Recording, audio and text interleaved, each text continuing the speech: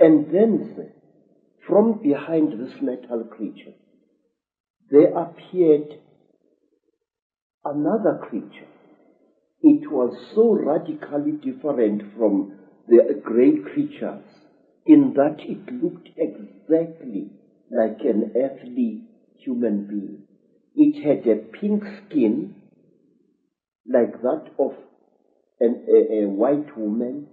It had golden hair, and its ears were definitely pointed like those of an animal.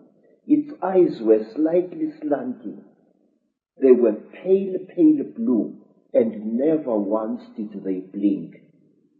It was like this, nude, and there was a tail-like appendage at its back, which was very visible as it walked away after it had done to me what it did. What this thing did, it climbed over me and made love to me. And I noticed that unlike normal women, its breasts were set too high in its chest, and they were very, very hard in appearance.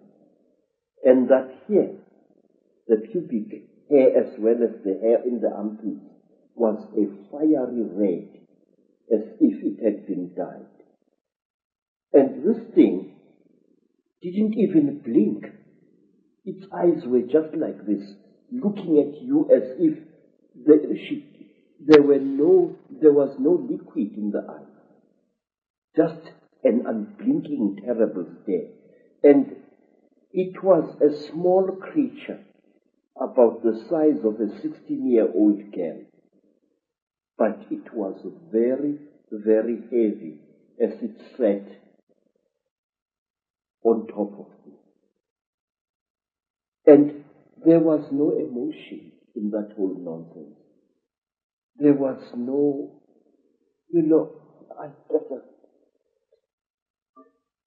and then the creatures took me out of that room after the metal creature and this pink creature had gone. This creature took me out of that room, assisted by another one, and they pushed me along a corridor which curved slowly in that direction, towards my right. And there I was shown many things which even today I don't understand. I was shown little versions of this creature swimming in huge cylinders made out of what looked like glass, in a pinkish liquid, like ugly little frogs inside the liquid. They looked like aborted human fetuses. They were very, very terrible and disgusting.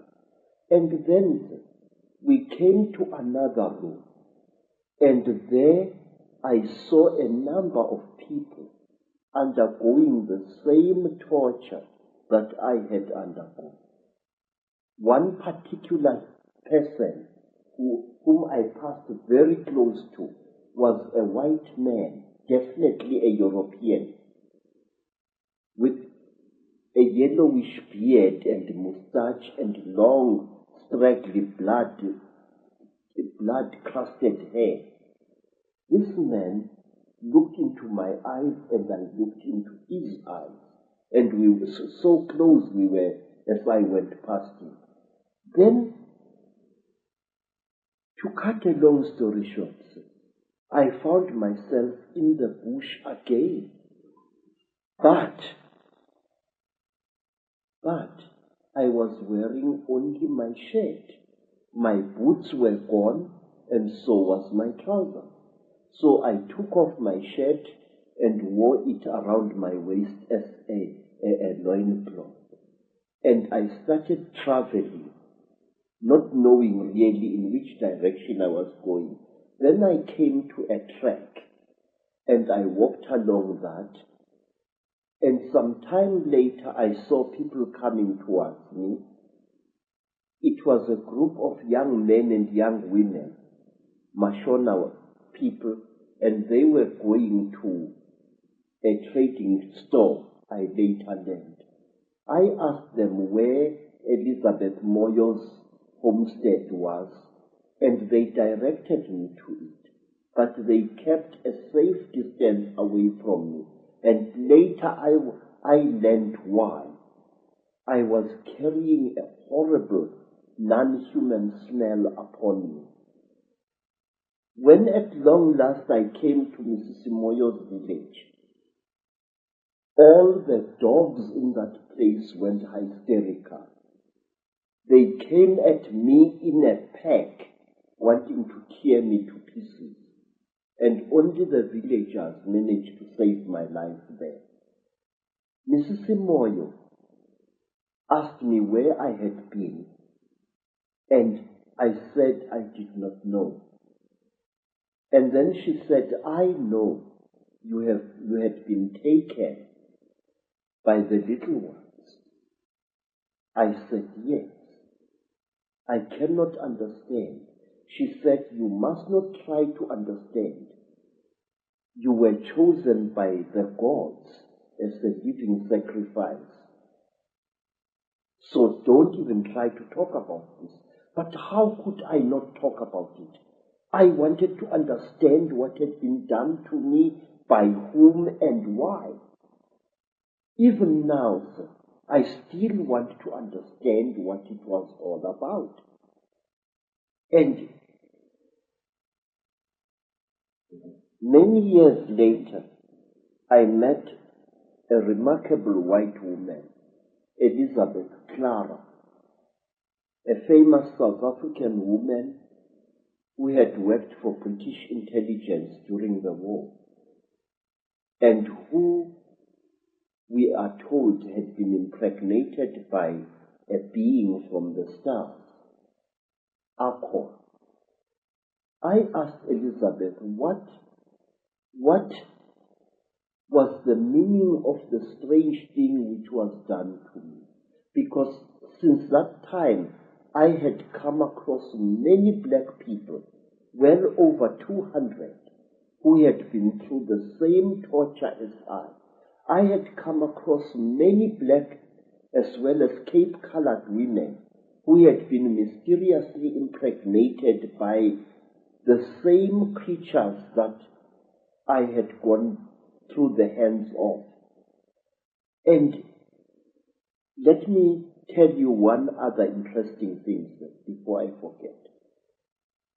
About a year after I had underwent this terrible experience, I was walking along Jeppe Street in Johannesburg, delivering parcels, when a white man shouted at me to stop.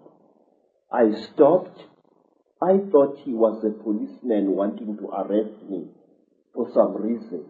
And when I tried to produce my identity document, the white man said, listen, I don't want your nasty word, passbook cover. I said, then sir, what do you want, boss? He said, listen, where did I see you? Where did I see you? I said, I don't know that. But he looked very familiar to me.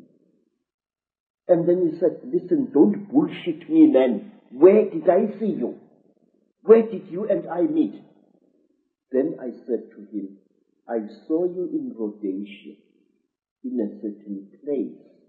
You were lying on a table. If I had hit that white man with a fist, he would not have reacted the way he did. He went pale, almost dirty grey in appearance, and he turned away with a terrible, dirty word, and he walked away. His eyes were filled not with anger, but with pure, naked terror. Astonishing story. Yes, but there is more, sir. there is more, because I still want to know what was done to me. Say, one day you and I must talk more in greater depth than now. I would like to tell you that since that time, I have found that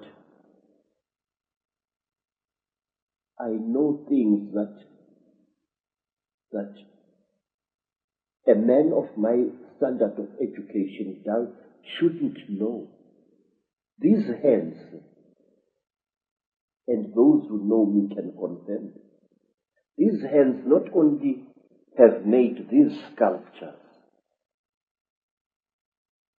using ancient African metal casting techniques. These hands, believe it or not, can make guns and working jet engines. And one day I wish you to come back to South Africa and I will show you one of these things. I know things which I shouldn't know, and it started at that time. Now, you see, sir, I want to know, what am I? Since that terrible time, my life as a man was really messed up. And one day let me tell you, sir, since that time, I have become a very confused creature.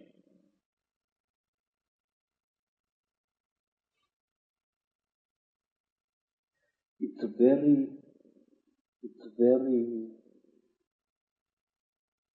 embarrassing, really. But since that terrible day, I became bisexual, which to me as an African is very, very disgusting. Since that time, my mind doesn't seem to be my own. I think about things that a man like me shouldn't bother himself about. I worry about people. It's sickening. I have ruined my life because of worrying about people. I feel that I want to take every human being on this earth by the shoulders, shake them roughly and say, listen, Pastor, there is more to this earth than you think. Sir, I have seen the child. I have smelt them.